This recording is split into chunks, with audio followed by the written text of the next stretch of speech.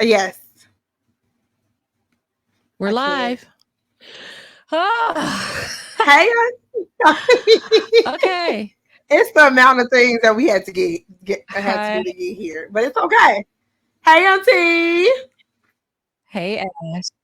Hey, Ash. Oh my gosh. Let me check. And there's something going on with my StreamYard account and my laptop, my connection. It's just I am checking Facebook to make sure we're live. Did you check already? No, I did not. Let's make sure such things are happening.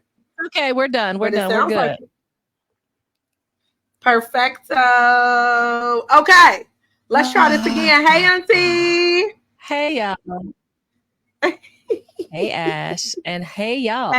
Oh my gosh. We know, we recognize. We have been gone for so long. We understand that. I think I need to change my glasses because you can't. Yeah, maybe I can don't see know. you. I think I should. You can see my eyes.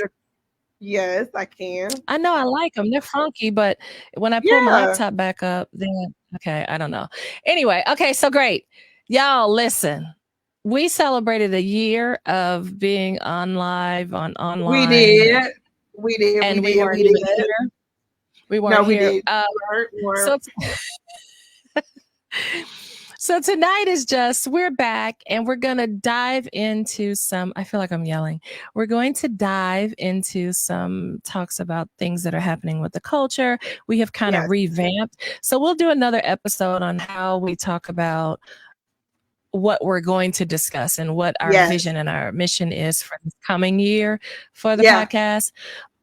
My connection is wonky, so y'all just bear with us. We're going to be all right. I see it. Yes, ma'am. Yes. So, but tonight we're going to talk a little bit about some cultural things. And then we're also going to talk about one of our favorite shows. What's that show, Ashley? Oh, Love is Blind. Love is Blind. Her pause gave me pause. I was scared we lost connection. We've been strong on the show. Yeah. So, Ash, do you want to talk about that one topic that's going on right now in the world first, or do you want to talk about Love is Blind? And I did a little homework and I have my photos with the names because I don't remember none of their names. So let me know so that I can get prepared to pull up the pictures. So I think, so this is the thing, y'all. We didn't say our usual tagline, right? So we didn't. We are bridging generations through conversation. Yes. With the culture and mental health. Okay. Thank you. Thank you. That is not a caveat. That is the addition. That's how we're the addition. Yeah. And we've restructured what we're going to focus on. So it's going to be all things culture and as they relate to our mental health. So this will be a fun year. We're going to see. It will be. We're going to listen to you guys, the viewers, the live viewers, the replay viewers, and letting us know how things resonate with you. Yes. And even some things that are going on in your life or your neck of the woods, or some cultural things that you might want to hear us talk about as it relates to our mental health. Exactly. So that's where we're going. So thank you, Ash, for that, because girl. All right. I know. Yes. So, y'all, we all know what is happening in the dancery, okay? We all know. Not your the boy. Let me tell you something. Bad boys ain't dancing right now. They're not. He's not. Take that has a whole, listen, take that has a whole new meaning. Exactly. A whole new meaning. One, we don't even want to be associated with. You used to hear people saying that as a, and it was fun and light. Not more. There's nothing fun or light about this. Not at all. So if you think about it, Ash, why are we talking about this? Like, how does this affect our mental health? Since that's how we've aligned ourselves. How does y'all boy affect our mental health as a culture? So number one, he's kind of a cultural icon, right? Mm-hmm. Especially for millennials. You know what I'm saying? Mm-hmm. That's number one. Number two, he has affected, allegedly, right. He has affected the humanity, right, of other people that we see in the limelight. So we want to kind of humanize them as well. And then let's also talk about the humanity of his children, right? And what they may be feeling at the moment, right? They know, because I know what I've seen where a parent is everything and all of these things to their children, but there's another side that their kids have never seen. And there can be a fall of grace of sorts, right? Yes. Watching your parent fall before your eyes. Exactly. That seem larger than life. And so y'all know we're talking about the allegations because he has not been convicted of anything yet. No, he has not been. So these are the charges. Yes. Now sorry guys, I'm trying to make sure I don't have lipstick on my teeth, but we did see a video that he cannot deny. So I don't remember if we talked about that video, but you talking about with the guy? No, the video with Cassie. Oh, with Cassie for sure. Yeah. In the hotel lobby area by the elevator. By the thing, the one that he couldn't deny, the one that he paid. Right there. The one that he previously did deny. And then once the video was released, then he came back with this fake apology that was fully engrossed with the public. But it was fully engrossed with just him. Yes. And your publicist told you to apologize. The so-called apology was all about how he was in a bad place. Yeah. But it also, let's also be real. Oh, yeah. I thought your publicist said, crisis damage, right? Do what you got to do. But what the publicist should have did was wrote the apology. Absolutely. Because it seemed like he was free flowing and freestyling. So the thing about it is when we talk about mental health, abuse, especially, I hate to say especially in our community, because all communities suffer with abuse. All communities suffer from predators. Yes. All communities. But there's a different cultural thing that happens with brown and black people. And yes.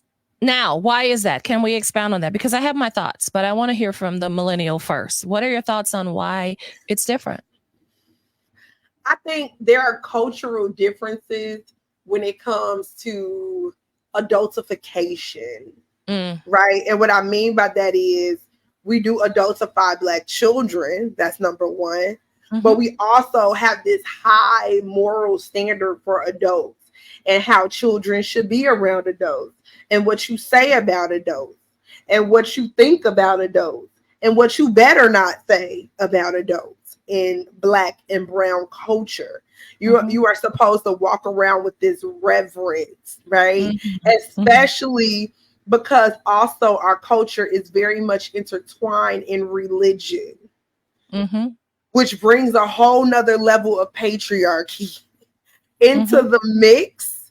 And what we end up doing because of this cultish honor is we end up protecting predators. And so that's where I need to chime in. So I asked Ash the question because I wanted to know her millennial perspective, but also from a Gen Xer, this concept that we have to protect black men at all costs. Yes, that too. This concept, this thought process that, we've endured so much that, when an outsider comes in and makes allegations, oh no, we go to bat for this black man, even when and if this black man is guilty. But when I want to finish this thought real fast. I'm sorry, go ahead. No, you're fine. But when I saw that video by the elevators and then going to social media and some people demonizing the victim, why didn't she leave? Why was she still with him? She was only with him for the money. Here is the thing, and this is how it impacts not only your mental health, but also the ability and the willingness of survivors to speak up. Yes. Because so often, especially in our community, and we can talk to our community because we're in our community. Our whole life experience has been a part of this community. Within our community, it is, house business is nobody's business. That so part. house means whatever happens in our community, whatever happens with our people, we just be quiet, and you better be quiet and you better protect them, because you know how the system is against them. Well, here's the thing, from my Gen Xer lips, from my 52-year-old lips, from my lips of being a survivor of all various types and forms of abuse. Yes. I'm not protecting a perpetrator. No. I'm not protecting an assailant. I'm not protecting an abuser. Anybody. You lose the ability to get my shield, my protection, and my covering the moment you victimize a person. That part. And it doesn't have to be just a woman. You could be victimizing men. The moment you victimize someone, that's when you lose my protection. And let's also standing up and advocating. That part. And let's also be reminded that women can be predators. Absolutely. Women can be predators. Absolutely. Even in that, like, I totally agree. But I think because of that level of protection of Black men, that's how we perpetuate for these things to continue to happen. Absolutely. And then because guess what? People were allegedly saying these things about Diddy a long time ago. For decades. Hey, usually, let me help y'all out. And a lot of people don't understand this. When those allegations come out, most of the time, if that person is doing something, there are going to be similar events that continue to happen to each of the victims. That's number one. And number two, because they feel so protected, they're going to keep offending. Right? The black man, I'm telling you. And they feel like they are so well protected and so loved that nobody will ever catch them. Never. And so here's the other part of that. And welcome, if you're coming in, we're talking about the Diddy allegations. Yeah. Specifically, we've gone backwards to the video in the hall by the elevators where he was stomping Cassie. Something that we know. That's not alleged. We saw it. No, we saw that. But here's the thing. In addition to, we're talking about cultural differences and why this is kind of different on our mental health than other cultures. Often, us being formerly enslaved, we're taught and we're told that we don't matter. Black bodies don't matter. Black bodies don't count. You just grin and you take it. So then we internalize that, even though we've been free for a while, technically, not from systemic racism and oppression, but technically we've been free for a while. Even though we've been free, he's free now. We adopted. See, a person who can enslave you in your body is one thing, but somebody who can enslave your mind, they enslave generations to come. Okay, exactly. Until someone wakes up and gets deliverance and gets the illumination and the eye-opening revelation that my Black body matters. My Black body counts. My Black body should be protected. I deserve wholeness and protection. I don't deserve to be victimized. I don't deserve to be abused. Until someone in that lineage and that generation wakes up to say, this is wrong. Yes. And often that's someone, hey, Tequila, girl, I'm so happy you're here. Welcome, welcome, welcome. Let us know if you want to come live on the screen. We can have a three-way conversation for this. But until someone takes on the banner and says, enough. So since Tequila's here, Tequila posed the question, I think it was a few weeks ago. And she said, why do some victims not stand up, right? Why don't they speak out? So I want to share what I thought. Good evening. But and I'm so happy you're safe, Tequila. Tequila's in the Florida area. In the Florida area. But I want to share some of the reasons that I gave Tequila why victims don't speak up, because you have so many people victim shaming and victim blaming. That part. Why don't these people, they just want a money grab. Listen, we both were victimized in our youth. Yeah. And it doesn't just have to be young people. It doesn't have to be minors. It can be full adults. We have to think about the shame that comes along with saying, this person did this to me. Even though you didn't do it and someone did it to you, you automatically feel a sense, especially in our skin, right? Especially in our culture. Why wasn't I protecting myself? Why did I Yep. go there? I should have known better. Blame Why yourself. would I trust them? See, something told me, the Holy Spirit told me, and I didn't listen. So Yep. now it's almost this perspective and this posture of, I deserve what they did to me. Exactly. And for a second, I want to stop to let you know, if you've been victimized by anyone, anywhere, at any time, you do not deserve that. I don't care what choices you made. I don't care if you were doing drugs. God forbid. I hope you're not doing drugs. I don't care if you were drinking. I don't care if you went to the wrong place at the wrong time. If you are a young person, I don't care if you snuck out of the house. I do not care. No one is entitled to abuse you. That's right. And you do not deserve that. Okay, that's number one, the shame. That's one of the biggest ones. Then we have in this situation with Diddy, Trachila, if you see that this is impactful, feel free to share this video out to have more people coming and speaking, and especially people in our culture. We need to have these conversations. But also in the case of Diddy, you have a person in power, a person in prominence. They talk about, have you heard this, Ash? They talk about how he had some police officers allegedly on his payroll. Oh yeah. I mean, that's what they do. My thing is, let's connect this too. Thanks, Shakila. What do we think happened with R. Kelly? Because allegedly he had Chicago police officers on his payroll. And can we just talk about R. Kelly? No. I want to stay there because we talked about this. Can we just talk about, I'm a woman of a certain age. I'm 52 years young. And I know other folk that's in my generation, but go ahead. Yeah. I went to Simeon High School. This person, I have to remember who I am. This person used to come and park outside of our school to get the attention of and to pick up teenagers. And he was fully grown. He was already in his 20s at a high school. And that my school was not the only one. Ashley, chime in, please. I knew other people who are, now this is messed up. I know a Gen Xer who said that he was there too at their school that's towards the High Park area. I'm not going to say. And then just the school. A millennial said the very same thing about that same school. So that should tell you. And so here's the predatory behavior. They didn't kick him off the property. And that's the key. Who was reporting him to the parents?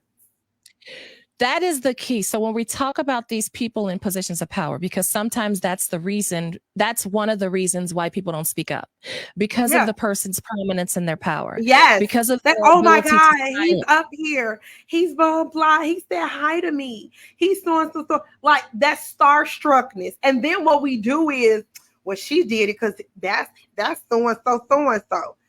We all be a little starstruck, especially a 16, 17, 15-year-old.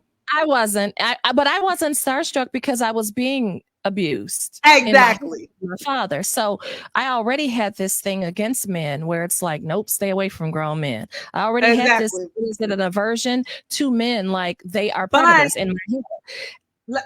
Let's also talk about this, and we talked about the lines of how people get away with this stuff, and a lot of the times, in R. Kelly's case, he perpetuated what happened to him, right?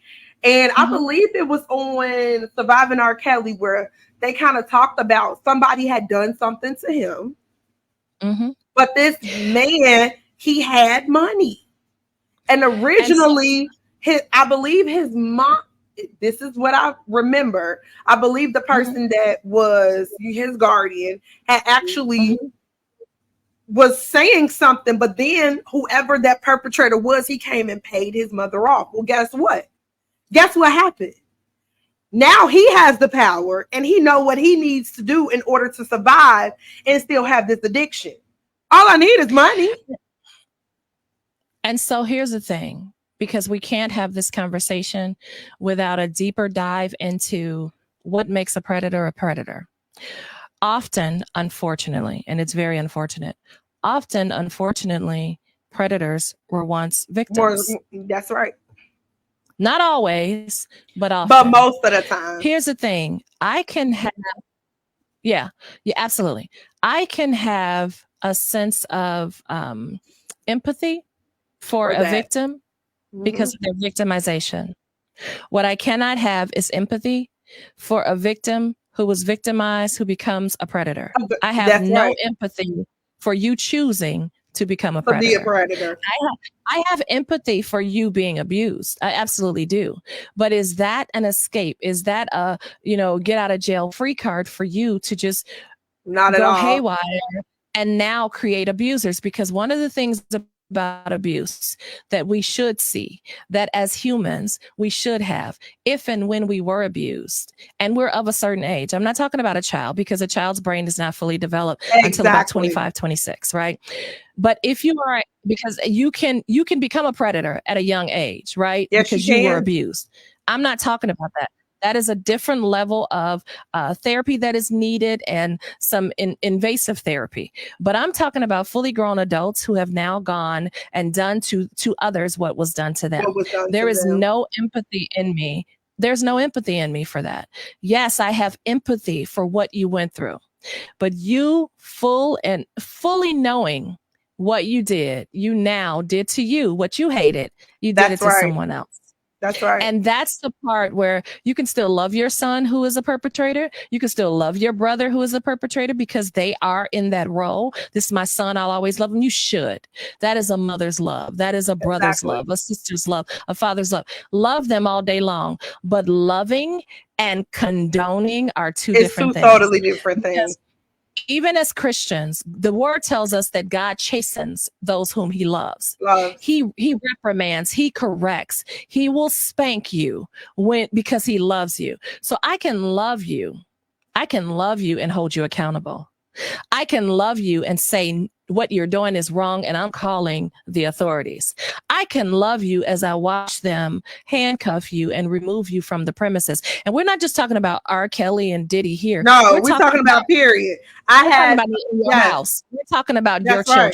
We're talking about your sisters and brothers. We're talking about the auntie that knows that their niece or nephew is being abused. If you see something, literally, you have a responsibility, and you should have an onus of saying something. So why don't people say something? Why don't they step up? Because of the shame, because of the prominence and the power that this person may have, because of the potential repercussions that the abuser are going to face. The person who was abused, what can happen to me if I speak up? Well, I'm going to say this. It depends on who the abuser is. Absolutely. Right? Yes. And what I mean by that is because it's almost, and I hate this word. I'm an empath. I hate that word. It's almost like you become attuned, right? And you like, well, I don't want nobody to think this about me. But if that person is a parent or a family member, well, I don't want to like make them feel blah, blah as well. Like we have, especially for some odd reason, brown and black people, that need to protect the reputation. It's like the driving force. But again, that comes. And in my situation, and this is the part where we have to we have to unlearn some things. When you're talking about that, and we're going to get to Traquila's statement. She said that, and I posted it for a reason, so we can talk about it. But when you talk about that, we have to unlearn some of the things that were, we talk about the Willie Lynch papers, and some people say they weren't true. Some people say it is true, whatever. But how to control these slaves, the schemes and the tactics and the ploys that they came up with on how to control us. You have to break a person. Even when we think, and I'm all over the place, but I'm going to connect the dots here. When we think about the individuals calling Kamala, and all this stuff, it is a level of disrespect and racism that irritates and irks me. Because it's one of those ways that they used to demean us. What our names were, they gave us new names. Exactly. Now imagine Imagine you walking around being Ashley for all 30, what are you, 37? Mm-hmm. All 37 years of your life. And then you get with someone and they start calling you something else. And you're like, that's not my name. That's going to be your name because of their power over you. Exactly. You're going to be who I say you are. Say you are. Mm-hmm. So the concepts of us, we have to unlearn this disrespectful way that we look at our people, that we look at ourselves often, that we look at our value. When I talked about Black bodies meaning nothing, they etched that in our minds, and we were their property. We were chattel. We were nothing. So saying something about what someone is doing to your Black body was unheard of. You didn't. You just grinned and bear it. And then you're in the shack with your man that you couldn't even get married to for a long time, but you're in the shack. So now you got to protect him because as a woman, oh my gosh, what are they going to do to him? Exactly. If he does something to hurt their chattel. Yeah. I can't imagine the Black men back then enslaved. Well, everything. Yes. But who were taking out their frustrations on the women. Mm-hmm. And she couldn't say anything because she couldn't even expose that he beat her and her arm hurt because she was property of some white man. Somebody else. So I got to protect him because if not to mention if I also got to please the master, but I got to please you and the master. Yeah. But I can't even say, this man that's my common law husband, he hurt my arm because I'm their property, I'm their chattel. And if someone defaces their chattel, that person is going to be harmed. So I got to protect him because they're going to do something to him because I can't work as hard in the fields for them because he broke my arm. Like, we never talk about that. We never even think about that. But imagine with all of that suppressed anger, hostility, defaming of your humanity, these men had to have been, and the women too. So it's this cycle that we have to break. And so going back to what Shakila talked about, she said she didn't say anything for the safety of her and her children. And my question was, what about when the person is afraid to say something because of what's going to happen to me if I say something? But most of the time, the perpetrator threatens the victim. They do. So when you say, why they ain't say, she could have said something a long time ago. Well, guess what? If the perpetrator told that child, I'm going to kill you and your mama if you say something, that's why they ain't saying nothing. That's in addition to when Shakila says this and relating back to R. Kelly, Diddy, whatever, but we're going to focus on Diddy. When we saw that video in the hallway by the elevators, look at what that man did to her. Why didn't she leave? She was trying to leave.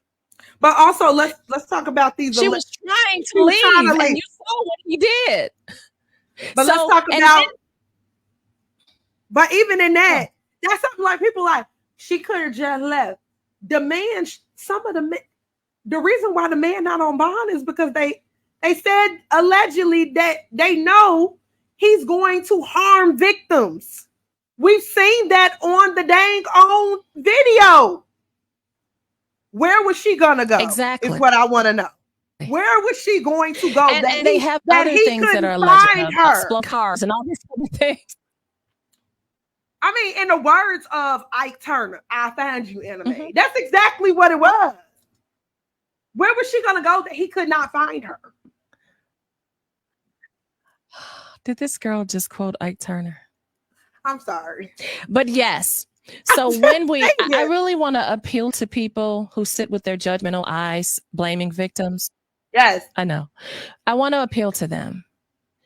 If you think for a second, there's also economic abuse, right? Yes. Where the person controls your money. Yes. So you have no resources. There's verbal abuse. Then there's Shakila talked about it. There's verbal. There's the children. Yep. There's the children. When you are being victimized, you feel like you have no way out. And depending on the person's power, their prominence, their prosperity, how much money they have, that further victimizes you. And you truly feel as if there is no other option than to stay and to be quiet. Yeah. So if you are one of those people, please, I know I've been in abusive situations, different types. I know how mentally it's so isolating. And you question, what's wrong with me? How did I choose this person? Why was I their target? What did I do? There is nothing you can do that you did. That's right. that would merit, that would be, that you would deserve to be abused by a person. Nothing. That's right. Seek help. There are domestic abuse hotlines. And Ashley, if you have a second, can you pull one up? Mm-hmm. There's domestic abuse hotlines. And we know that one of the most dangerous times in a victim's life with that perpetrator, with that abuser, is when they're leaving. So be strategic, be quiet, don't share, don't expose your plan. Yeah. Be very strategic. Cross your T's, dot your I's. We are believers. Pray. Ask God for divine wisdom. And when you leave, you make sure that it's in silence. I say this starting before you leave. Make a plan. Make a plan. To get out. Be quiet about that plan. Do not, I don't care how many arguments or just be quiet. Do not disclose your plan to him, to her, whoever the abuser is. But make a plan. Reach out for help. And then receive the love that you should have. You should have been given. Receive that love for yourself and get out. Right. You deserve to be protected. You deserve to be safe. Your children deserve to be protected and to be safe. And there's nothing you could have said or done to warrant someone abusing you. That's right. There's so many reasons. I didn't say all the reasons that I told Shaquila, but there are so many reasons. There's not being believed, especially as more powerful the person is, whether it's a religious leader, a teacher, a doctor. There are some of these positions where people just want to believe the best about that person that holds the position. They want to believe if this is a pastor, he couldn't possibly be an abuser. He couldn't possibly do this. If this is a politician, he couldn't possibly do this. If this is a philanthropist, he couldn't possibly do this. If you know all of these things, and this is the thing. At the end of the wait, Ash. If this is a parent, they couldn't possibly do this. But your parent can. But this is what I do understand and know. And we have to, and I said this before, what you believe is a nightmare about a person, to somebody else, they could be a dream. Mm-hmm. Most abusers have a duality because they need somebody to believe that they're good. Absolutely. Right? And so I'm pretty sure Diddy, for the most part, I mean, we ain't never seen his kids say nothing crazy. It seems as if he's a great father, or he is a father that shows up, or whatever that may look like. And how we see him, it's hard for his children to see him. Mm-hmm. So I'm not saying, and I know this, I'm not saying that we can be like, your daddy a little creepy. But let's remind ourselves too that that was your stepdaddy for me. Right. But do you get what I'm saying? Me. I get it. He was creepy to me. Okay. Creepy. Yuck. Sorry, my bad. Creepy. In my Transylvania voice, creepy. Okay. Oh, some of the conversations I had with Taylor. But go ahead. But what I'm saying is that at the end and the beginning of the day, right? those children have to go to school and hear about their father, that they have no clue he was in the closet saying, take that. And we hope they have no clue. We hope they have no clue. But children hear their parents talking. And some of the things we've heard, again, all this is alleged, except for the video with Cassie that we've seen with I just wanted to say that because there are many perspectives here that does not take him off the hook. It doesn't. But we also have to understand that out of it, I don't care if it's one person. Somebody is going to see the good of that abuser. Absolutely. And that's why I said earlier, this can be your child. Love your child. You know, a parent's love is something else. We don't stop. I don't care what this child has done. We still love our children. You have a right and an ability to love your child. But the greatest form of love is making sure holding them accountable. It's holding them accountable, and it's making sure they're not destroying their lives or others, nobody else's. Right. Now, I'm not going to sit by and watch my child destroy her life. Not at all. I'm not going to sit by and watch her destroy other people's lives. Not at all. That is real love, right? Real love wants the person healthy, whole, and not a predator. I don't. That's not real love to be okay and justifying your child abusing others. Period. No, it's not. And just to and we're gonna wrap this situation up because we got to bring a little levity. A perfect example, and this was not necessarily sexual abuse. This was physical abuse. I'll never forget. And I've told my story a million times, so I'm not going to tell the story. Okay? However, I'll never forget. This was about a year and a half ago, and I was working at this school. And I had a great relationship with this person. We would talk about things and all of this, blah, blah. And about 5 months later, my old coworker said, have you seen the news? I said, I'm confused. Why do I need to watch the news? She said that this person was on the news. I said, on the news for what? Allegedly child abuse. I said, we're educators. How does that work? I then pull up the news. It's all over the news. All over. And all I could do was think about the humanity of this person because I had never seen them in this light. And then I had to back up and say, hey, friend, we don't support abusers. Right. We have to back up. You're gonna have to pray for her. But we're not reaching out.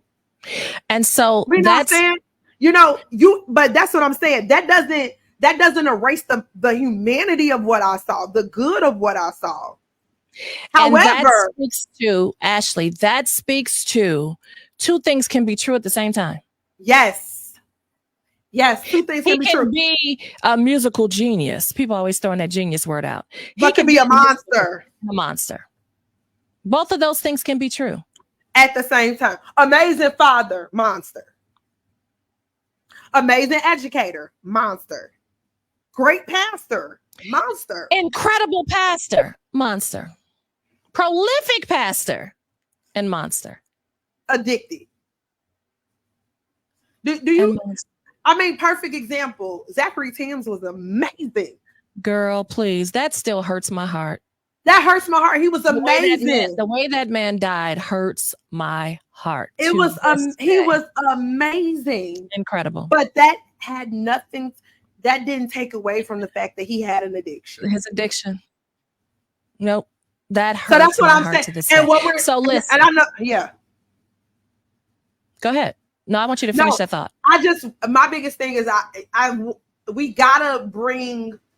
have to bring thought and be a little bit more emotionally intelligent to understand that everybody has a duality, right? And two things can be true. Everything is not black and white. But then let's go on to the fun part.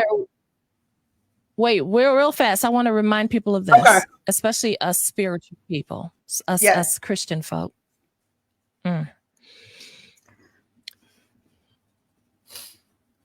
Never let a role, a That's title, right. because I've seen some things in the Christian community, my own, like going to church in the beginning and how that ended with that pastor who was, I mean, touched and anointed and appointed of God, a prophet to the nations. This man was incredible. He was a psalmist, all the things.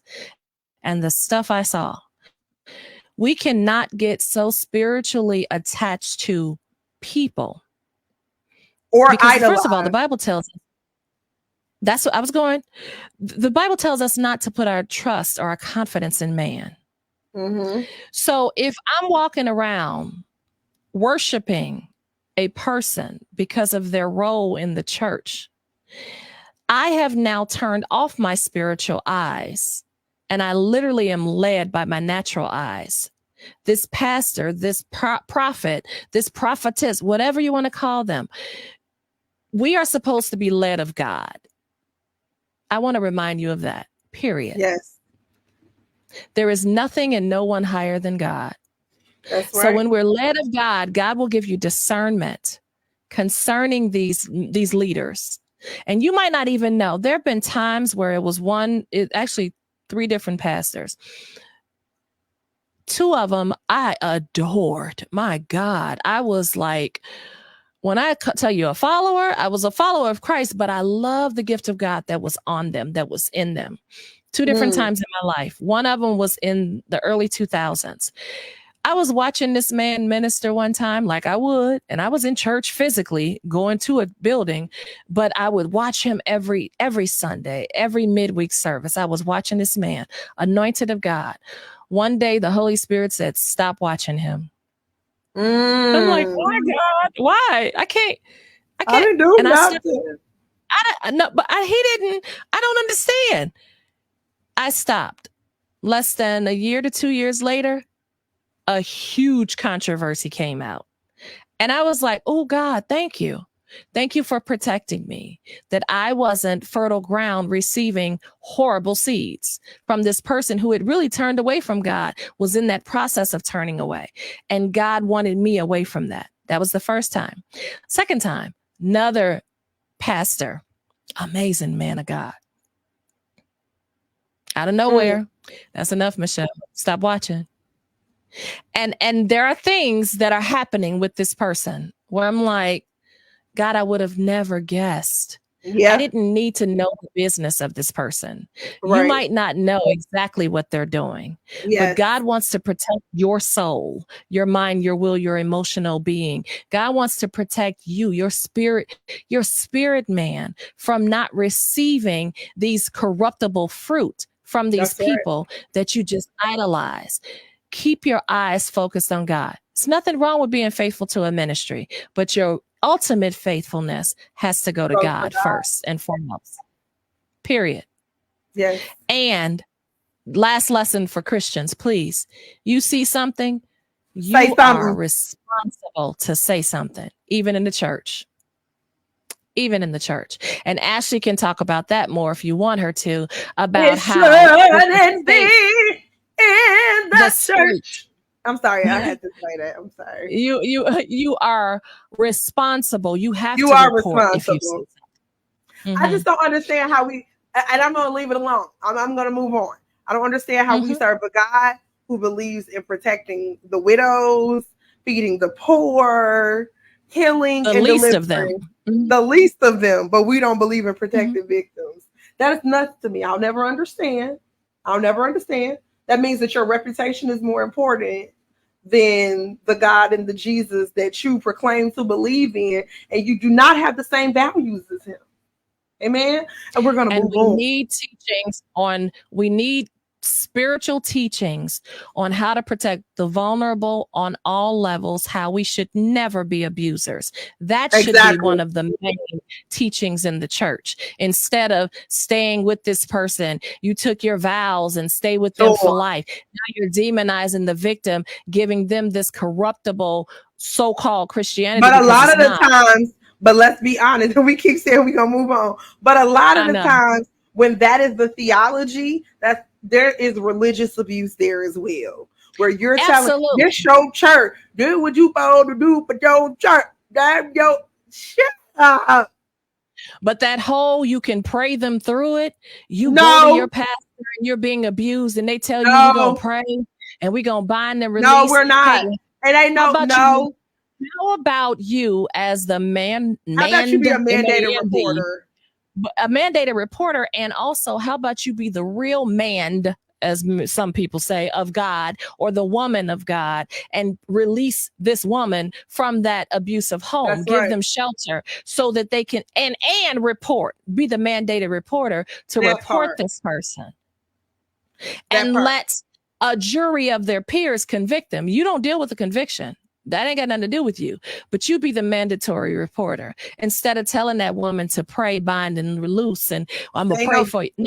There's no prayer, because what the next prayer that could be is the one at their funeral, at that woman's funeral. No, how about we stand up and look at the fact that when we say we're Christians, we're Christ-like. Christ was never putting people in harm's way in that level, ever. Not at all. Not at all. So we got to move because that thing got heavy. Okay, this is what we try not to do. All right, here we go. I know. So, I know. We just get so passionate when we get up in there, friend. Because it's an issue that we need to talk about more. We have to be practical, first natural, then spiritual. We just so spiritually minded that in this earth, this world, this earth that is with the devil being against you world, we gotta walk in. We gotta walk naturally too. But if you stink, God's not telling you to go pray. He's telling you to take a bath. Yeah, that part. No weapon formed against you. His hand is a weapon, friend. Like his mouth is a weapon, and you need to do something physical about it. Exactly. It's gonna prosper the longer you stay. And let's not just say his. Her mouth is a weapon. Her. Okay. Is her whomever. I don't care what gender orientation, whatever. Right. It doesn't matter. And keep y'all hands to yourselves and keep your mouths off of people. On. You can't say something nice. Like old school. Shut up. The fact that I gotta tell my third graders all day, keep your hands to yourself, and then we gotta come on the podcast and tell adults to keep their hands to themselves. Something is wrong. Girl. And this applies to men and women. I could tell you a story about how I learned the hard way to keep my hands to myself. The hard way while I was being body slammed up in the air. Anyway, keep your hands to yourselves, please. And tell y'all keep daughters your hands and stay your out mouth. Stay out these men and these boys' faces, acting like you ready for a WWE match. Okay, stop it. Acting rah-rah. Stop it. Have some spiritual, mental, physical regulation where you can regulate those emotions. If you're that angry, take a breather, take a walk, take a second, go breathe in a tree. And I don't mean getting high. I mean the physical trees outside. I mean, go stand your butt. Now wait, friend. This is what I do got to say. I know I love the Lord, but if they gotta smoke a tree to be regulated, let them do it. Well, I can't condone that. We need fully regulated adults. We do. That's the millennial talking. Y'all see how we differ a little? It's fine, girl. Be you. You know I love you. So be you. And I'm not saying walk around and just be smoking all day. No. What I'm saying is for some people, they may need a little more regulation. My point being, we want whole, healthy beings, right? And Ashley, I get it. I agree with what you're saying to some degree. We want healthy, whole people. I don't want anyone walking under a cloud of drugs, alcohol, anything. I want you to deal with your traumas. I want you to deal with them, and it's hard and it's tiring, and I'm tired of still facing my traumas. I'm tired of still being in the healing process, all this stuff. But even your salvation, the Bible tells us we got to work our own soul salvation out. We got to work it out. Our salvation is, yes, we're saved by grace and not by works. I know, you confess. We're not gonna go through scripture because we can do that. But here's the thing. Here's the thing. work it out. Your soul, your mind, your will, your emotional salvation. We work that thing out daily. That's part of that is basically the healing process. We're working But the problem is but a lot of the reason why a lot of the reason why we have so many predators is because they haven't worked out their soul salvation. And that's the point. And matter of fact, they are afraid of their own soul. That is my point. You know, my whole platform, everything I talk about is about getting to the point in you that you are a whole viable person, a being, so that you can walk in and assume the posture that God has called you to do it. I'm not so much in pointing people, other folks. I want us, each individual person, to work out our soul salvation, our mind, our will, our emotional salvation. I want you to get the healing. Everything mostly 8% of what I post, it is about something related to healing, related to what you learn, how you grow, how God is in your life, what God did, what he says. I want people to take ownership, because we live in the society that is not accountable. So everything is somebody else. They don't support me. They don't do this for me. People hate you. People hating. People jealous. People. Great. That's fine for out there. What about you? Can we turn this mirror on us? That's what I want. That is the world. And yes, I know I'm in this fairy tale world where people can actually be whole and healthy and healed and show up as blessings in each other's lives, as opposed to deficits, as opposed to abusers and predators. It is time out for blaming somebody else. Traquila was on here. I think she's gone, but she was on here talking about being abused. I dare put my whole life on it as a bet. She's not out there abusing anybody else. Exactly. Because she took ownership, and I hope she has seen also the areas that she needed to grow from being in that relationship. Because I was in a relationship where I was in a chokehold, not even a chokehold, literally on the floor, and was being choked by my ex-husband, and my daughter saw it and he pushed her out of the way. I learned my own lesson from that. I had to take ownership and say, girl, you should have never married that man in the first place. And I had to investigate and dig deeper into why I married him in the first place. Even though he wasn't this irate person, he didn't give off signs of being an abuser, none of that. And we had only one other situation. When I talk about the slapping, the keep your hands to yourself, he taught me how to keep my hands to myself. But that was a horrible lesson. But my point, I still had to uncover and discover some things in me that chose him in the first place. Yeah. And I had to do that without condemnation. And I think that's another, so that's the other part. It's like, because we got a whole bunch of women. I can't stand him. He blah, blah. The question is, and I followed, I got a person that I've been knowing since grade school. And I went to Christian grade school. Matter of fact, he is a PK. And he made the status. He said, let me tell y'all something. Some of y'all whack. Y'all get on here. Y'all complain about your baby daddy. You complain about this. You complain about that. But who chose them? Who chose this person? Yeah. And I'm not saying that they're still not whack. This is what I'm saying. You have to take ownership for why you were attracted to that person in that moment at that time.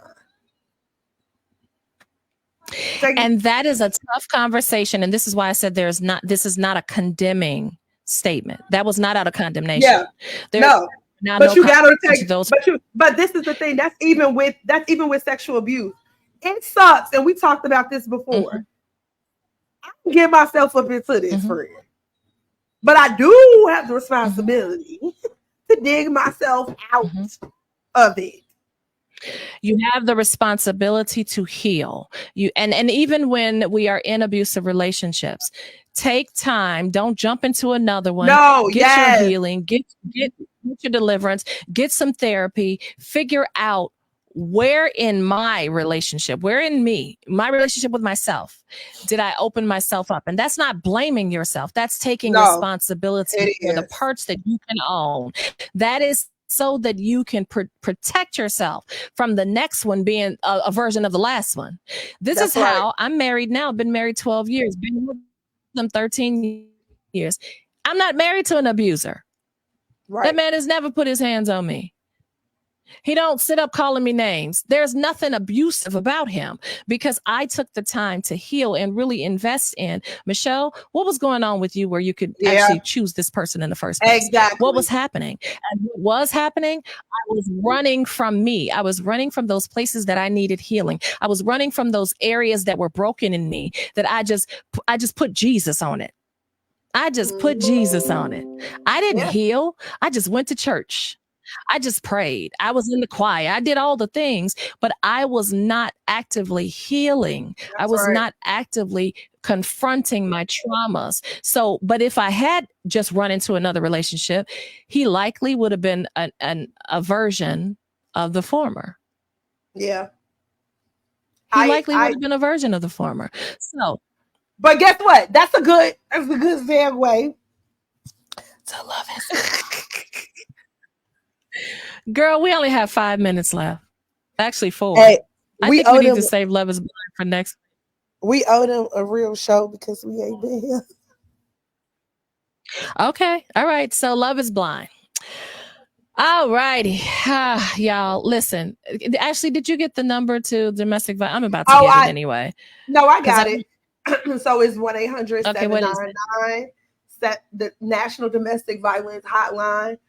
1-800-799-7233, or you can text to begin to 88788.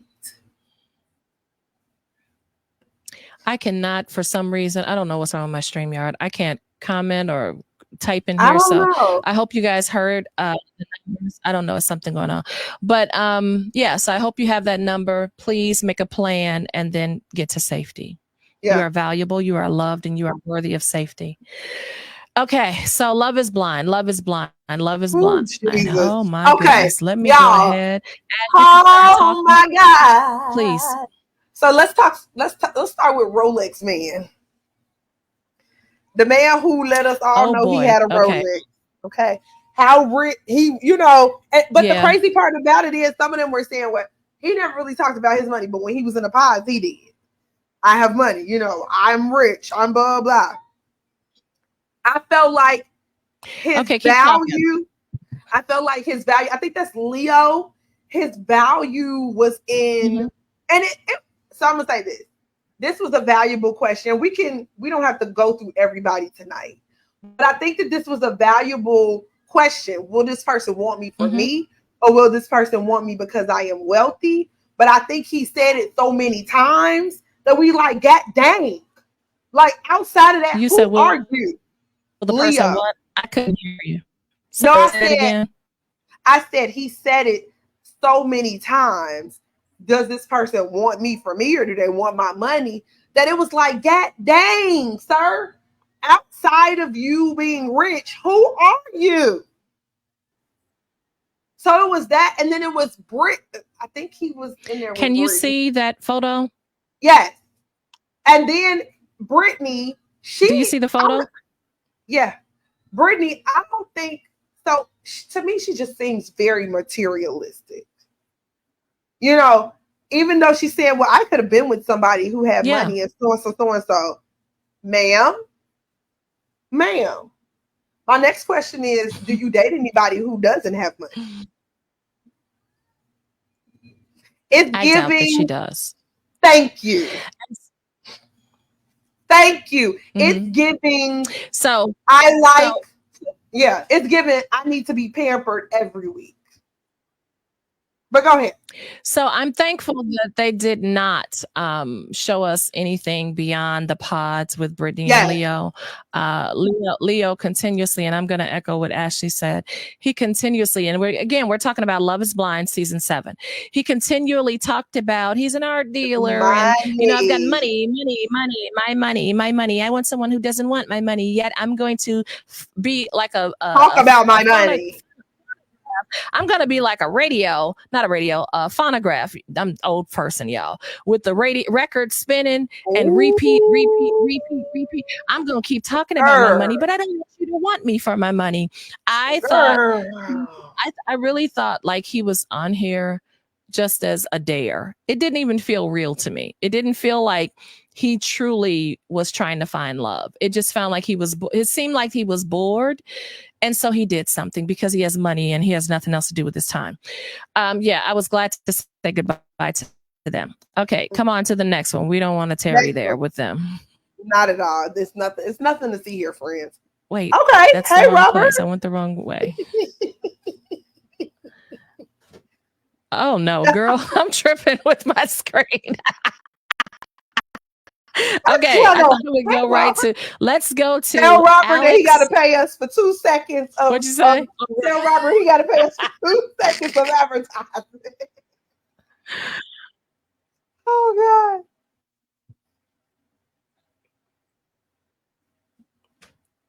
Oh, okay. So who is? I know it was Leo and Brittany.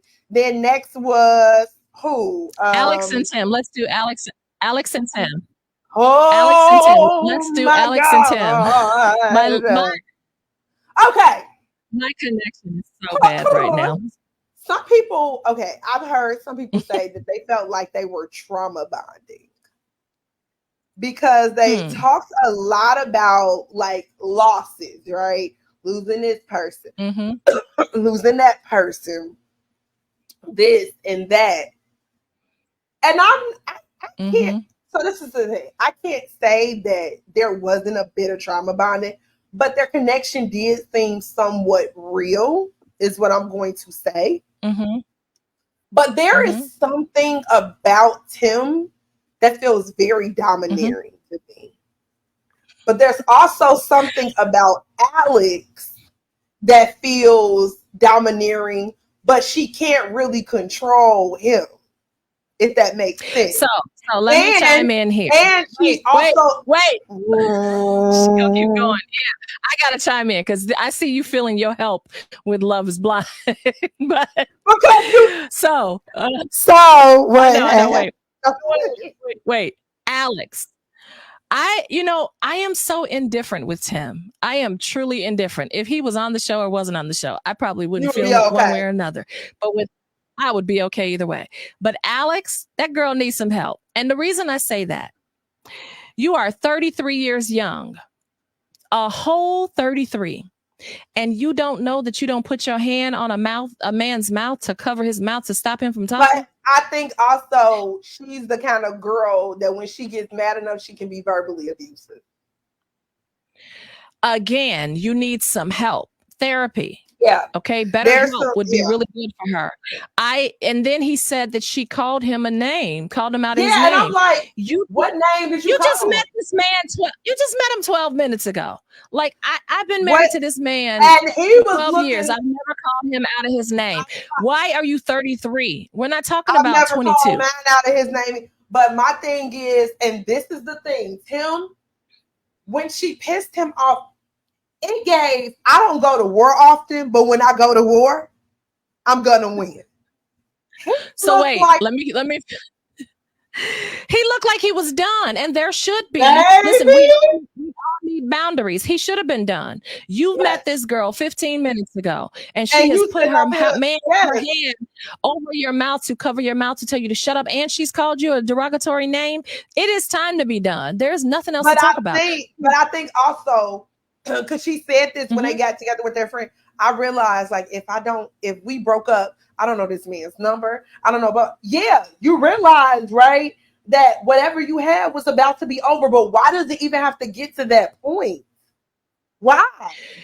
Listen, you just met him. When we say just met, they probably knew each other 2 to 3 weeks at that point. 2 to 3 weeks time, you have put your hand on a whole man's mouth. And it reminds me him from talking and called him. It's time for you to be apart. That man should have run for the hills. I'm sorry. She should not have had another opportunity with him. If she called him out his name. Of that girl that was with Marshall. That's the guy. That was the one that you were talking about. Yes, that's the one I was talking about yesterday. That's what it reminded me of. When they went to each other's homes, his was pristine. Hers she needs therapy. I don't care what anyone says. That place, her apartment looked like someone in the throes of depression. I'm sorry. She needs some help. She does. And I hope this show's been on a long time. So, I mean, well, they taped it a long time ago. So I hope she has gotten some help. And that's not demonizing her. That is literally saying, beautiful Black girl, get your help, please. Get your help. She's a beautiful girl. But this is what this is what the guys call Halle Berry syndrome. Oh, wow. Never heard of it. Okay. Halle Berry syndrome. Beautiful, blah, blah, so and so. I got you. Well, that's enough about them. Let's go to Garrett and Taylor. Kick it off. Garrett. You remember who they are, right? Oh, okay. Garrett to me, they are Asian and white. No, I know. But Garrett to me seems real. To me. He seemed like a real person. It wasn't like reason why I say real. The reason why I say real, because he was a little bland to me. You know what I'm saying? Like, he just seemed regular. Like, regular, smegular guy. I did kind of like Taylor, though. And wait, hold on. A pun on Taylor. But I did kind of like Taylor. Because I felt like she was very real. I feel like she's very realistic, right? About what she wants, her values, like all of the things. That's just me. What about you? No, I like Taylor. And we're just for the audience out there, we're only talking about what we know. We're not talking about the scenes that we've seen from future episodes. No. We're talking about the episodes that we just saw and what we know. From what we know, Taylor and Garrett were my number 2 couple that I was rooting for. And Garrett is regular schmegular, right? He's, in like a quantum physics or whatever. They're both nerdy, loving it. And nerdy is a beautiful word, right? Nerds run the world. So they're both nerdy and, like into their little science, physics or something. Their tattoos, remember? They shared that. They seem balanced. Again. We know there's some things in the pipeline that we've seen on the preview, so we're not going to touch that. But we're just going to talk about for today. Like what we think about them. Next couple. What we think about them, yes. Okay, next couple is going to be, let's see here. So Garrett and Taylor are cool so far. How about Hannah and Nick? Lord help her. It's given. Hurricane Helene. Do you remember Hannah and Nick? Yeah, it's giving Hurricane Hannah is the blonde and Nick is the football player. It's giving Hurricane Helene and Hurricane Milton. That's what it's giving. It's giving Match My Hurricane. Nevertheless. Oh my God. Oh my gosh. Did you say Match My Hurricane? Match My Hurricane. If you see two people that don't belong together, it's decent. Oh, Jesus. Hannah is so self-deprecating. Like, and when I say self-deprecating, because and she's also very sarcastic. She's very sarcastic too, though. But the way that she talks to him is the way she talks to herself internally. That's why I said she's self-deprecating. I don't like the way she talks to him. Like, he's stupid. I hate it. I don't either. And now she on TikTok looking like she belongs on America's Next Top Model. But she wasn't looking like that before. Because she was. But she was projecting the same thing she did in the pods. Hannah presented herself as she's a cheerleader. I'm a cheerleader, and so you automatically, when you hear the voice and even though you're separated by the pods, and you tell someone I'm a cheerleader, I've spent all these years in cheerleading, and they automatically get an image. They get the image of blonde hair, blue eyes, and a size 0. And so then he presented himself as this. Wait, Ash. He presented himself as Shannon Tatum. Travis Kelce. So she, in their first meeting, she's looking at him like, boy, you are not 6 feet nothing. So this is my next. And he is looking at her.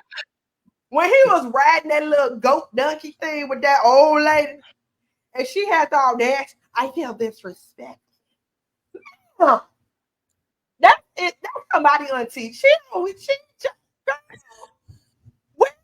not going anywhere. See, but the problem is, and this is why she was doing the presentation of the cheerleader and all this stuff, and this is why she looks vastly different today than she did in the show. Not necessarily that she hates herself, but I know that she was self-conscious about her body. Yes, she was in her way. I'm going to, and so she was insecure. So even this woman who was riding the duck or whatever these things were with him, she was intimidated and insecure by this 50-ish.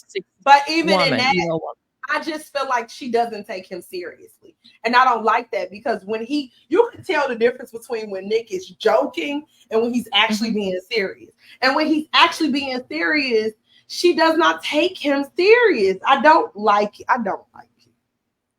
Yeah, I don't like it either. I think honestly, and I still don't know, I haven't figured Nick out yet because I don't think he really is into her like that. I don't. I just think he's very respectful. Yes. But I think she thinks she's better than he is. She totally does. She talks down all the time. And he is just taking it like I don't necessarily. Right. He's taking it in stride. Like, okay, let's see where this leads us. But I really, truly do not think he's into her like that. Because in her, like I said in the pod, she's presenting herself as this cheerleader. He's presenting himself as the football. You see them as the prom king and queen, the little tiny petite size zero. Okay. They both need to go sit on somebody's couch because they both laugh. I agree. Okay. Enough of them. Okay. How about Marissa and Ramses? Oh my God. So, first of all, Ramses is, like him. Ramses and Melissa. I'm going to say, there's something. Marissa. I call that girl Melissa. There's something very authentic about their relationship as well. No.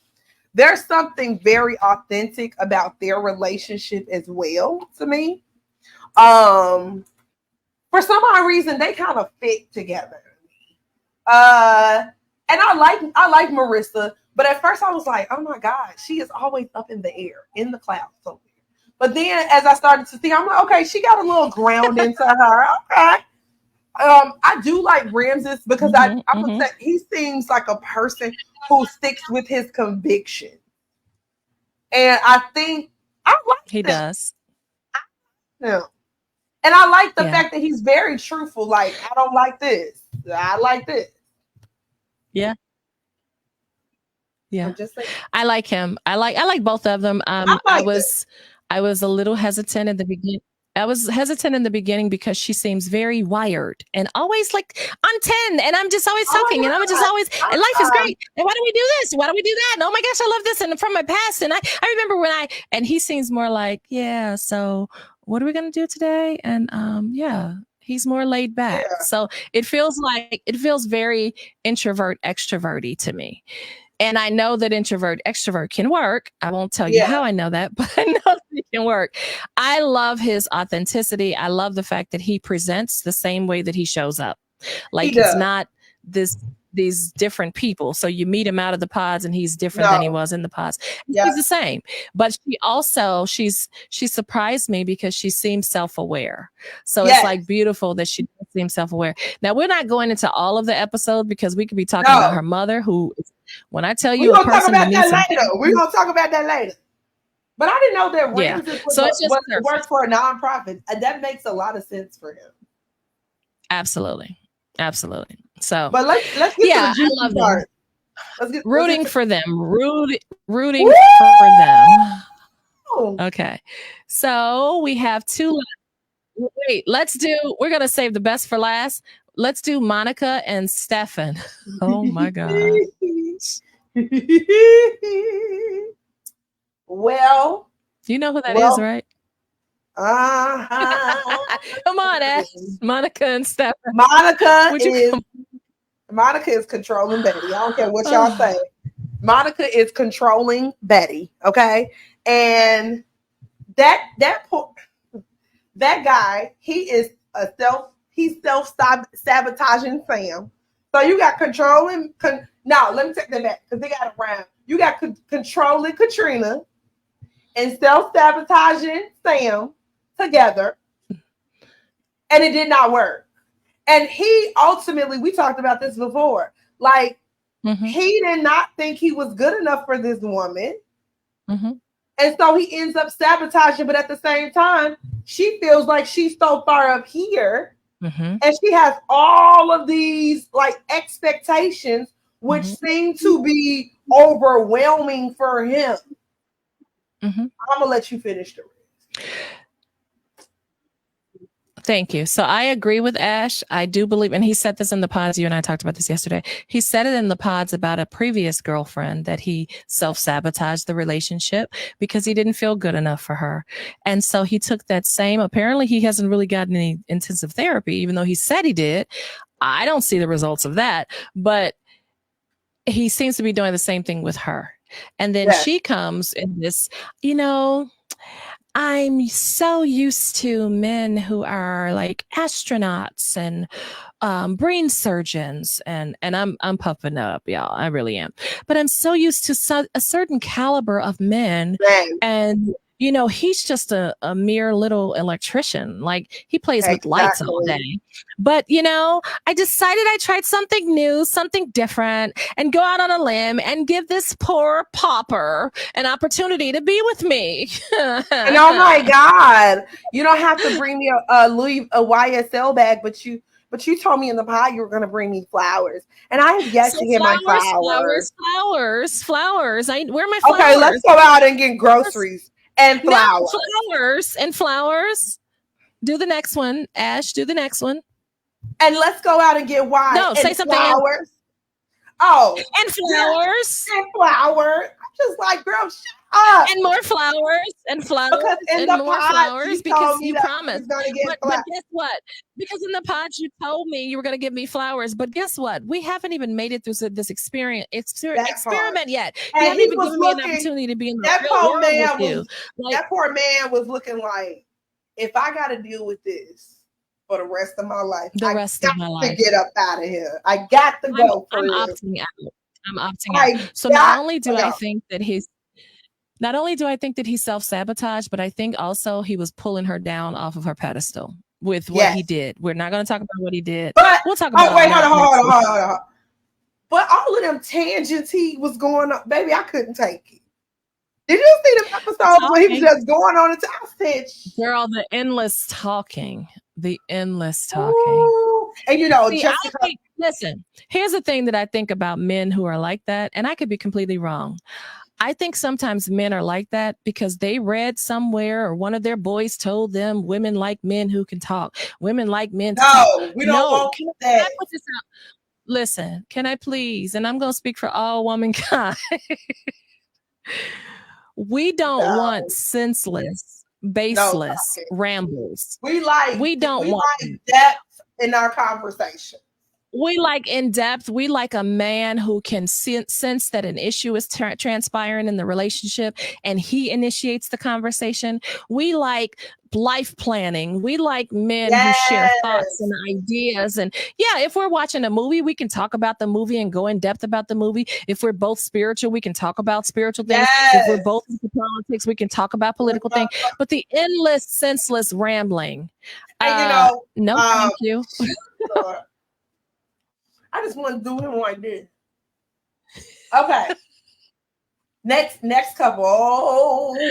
Okay. Coming to the stage. The best for last here. Is my namesake. The last couple is coming to the stage is my namesake. Isn't that funny? Your name and Taylor's name. She's such a sensible girl. Such a sensible girl. Yeah. Okay, the last couple is Tyler and Ashley. Okay. So I'm going to start off. All right, Ash, I'm bringing them up and you can start, please. Hey, girl. Okay. I'm going to start off with my namesake. Very sensible, smart, beautiful girl. very much to me grounded, very much to me trying to ask the right questions, right? And really be committed to the experience of having somebody and meeting her person. Mr. We don't call him Ty now because he's not even Tyler no more. Ty. When are you gonna tell us? Girl, he is not. Wait, he is not. He is. Wait, Ashley. Wait, he is not Ty. No, he's Ty Dog. Ty Dog. That's Ty Dog. AKA Ty from 79th Street was out here putting on his Pentecostal roots, crying with Ashley in the bed. He wasn't gonna get the cookie and had a 3-piece spicy back at the crib. Until you got to chime in, because I'm perplexed. What my name is. So so I'm just gonna take you guys back to the pods. Ashley was, I love Ashley. She's like my favorite. It's Ashley and then it's Taylor. Isn't that odd? Those are my favorites. That is so odd. For those of you who don't know, Taylor is my daughter's name also. Yes. And then she's Ashley. So it's just very interesting that those are my two favorites. But Ashley, I love her. And I liked Tyler in the beginning.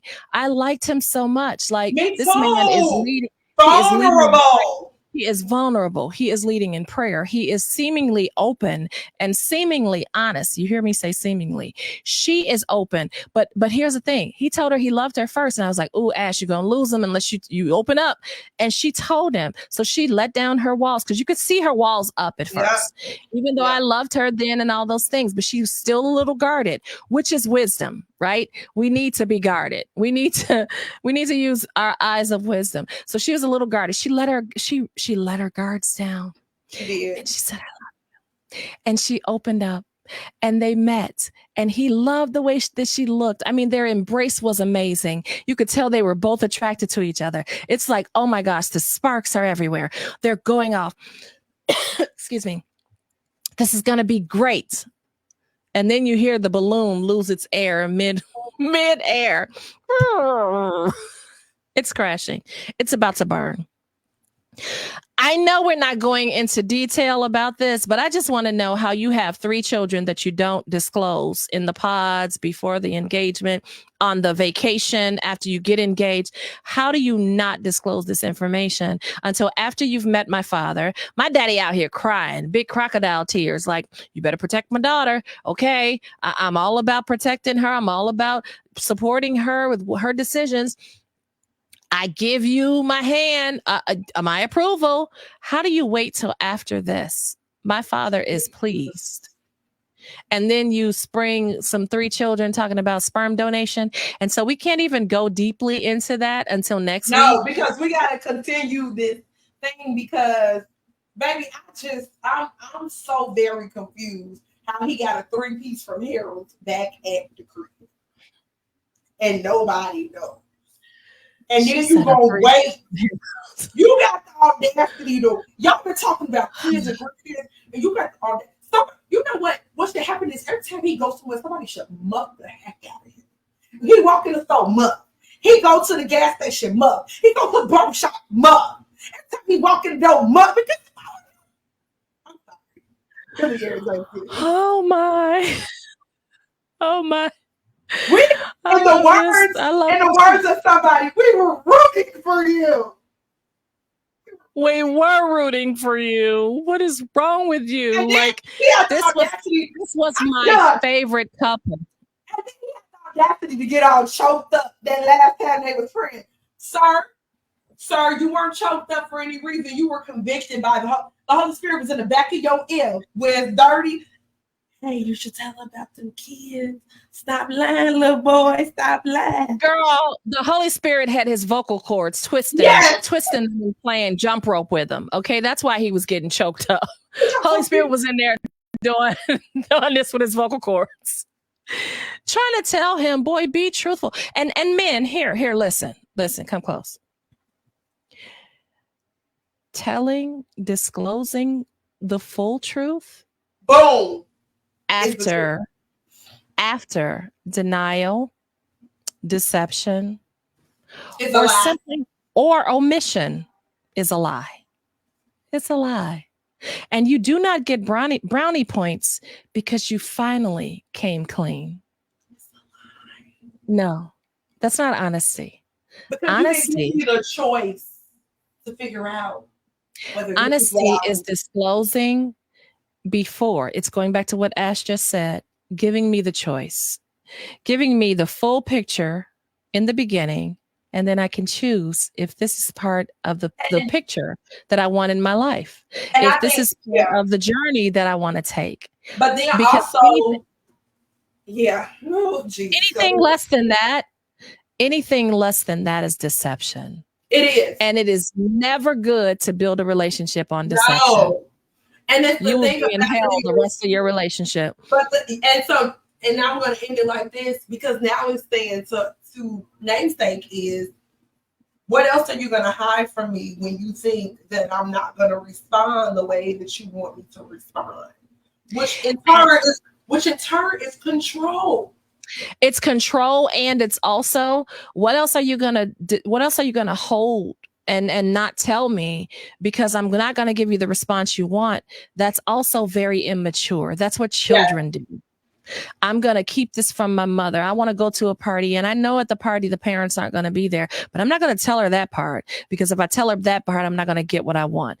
Children, these petulant children play games and play manipulation. Yes, they do. Try to control a person. Full adults give you the full story. And I'm going to say this. I don't think that he does not love her. I don't think that he does not have feelings for her. I think that he thought that if he did say that, because probably in other relationships or other things, it has been a hurdle and a problem. I think in his head, well, I'm going to keep this out of the way, and then I will get what I want. Whatever this situation is, because we don't even know the setup of the situation. We're all making inferences about it. Nevertheless, speculating. It doesn't matter. Whatever his story was, to the person that he loves, it should have been his story up front. And that goes against, that's the whole purpose of the pods. The pods is for you to get to know the person and without the physical. Yes. The person. Part of this person is your 3 children. You can't get to know me and not know I have a child and 3 grandchildren. You don't know me if you don't know I have a child and 3 grandchildren. You know of me, but you don't know me. So you cannot omit facts about your life that are current facts and then say, oh, I was true to the experiment. You were not, buddy. You are a liar and a manipulator. And I don't care what the end of the story is. This is in the middle of the story. As of the middle, you are a liar and a manipulator. And my question is, the guy that you was praying with her to, has he made you feel convicted? Do you feel the conviction of the Holy Spirit? Are you praying in the name of Jesus? Or was that manipulation too? Because men know a woman who's a believer wants a believer too. So they play those games too. Yes. Right? Oh, I know this is I hope he's not a psychopath, God. Please. I hope not too. I don't. Ashley, Lord, we're going to touch the screen and pray on her behalf. Okay, y'all. We're going to end it here because we still got more episodes, right? For everything to unfold. Yes, we do. So this is good. We're back. We're officially back, y'all. We're officially back. Hopefully next week we'll have all the glitches, the yard stuff, the connection stuff. All of that'll be hammered out. Hopefully. We thank you. Share this episode. This is a special one. It's a little longer, but I think it's worth it. We thank you. We appreciate you. And we didn't really talk about how love is blind affects our mental health, but we'll talk about that next week. We'll talk about that next week too. Thank y'all. Bye. We'll see you next time.